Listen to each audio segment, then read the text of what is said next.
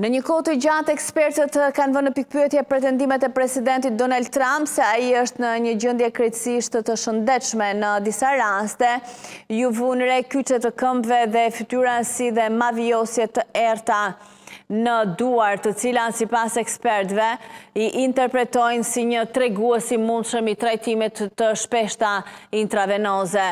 Mprehtësia e tij mendore vjet gjithashtu në dyshim. Kritikët vënë në dukje të folurit e ngatruar, shpërthimet e paqarta dhe problemet të herpashershme të kujtesës. Një shembull citohet në një intervistë të kohëve të fundit në New York Magazine, në të cilën Trump kishte vështirësi të kujtonte emrin e sëmundjes së Alzheimer.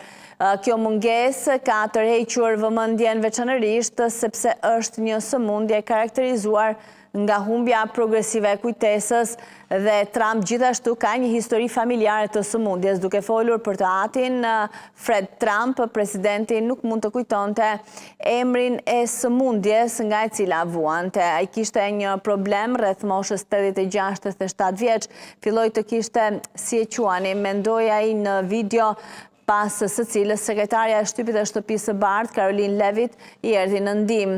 Alzheimer, tha ajo, si diçka që ka të bëjë me sëmundjen e Alzheimerit, po unë nuk e kam, tha Trump. Kur u pyet nëse po mendonte fare për sëmundjen, Trump e mori me bindje, por edhe atëherë ishte e vështirë të ndiqej koherenca e përgjigjes tij. Jo, nuk mendoj fare për këtë, e di pse, sepse çfarëdo që të jetë qëndrimi im është çfarëdo që të jetë, tha Trump.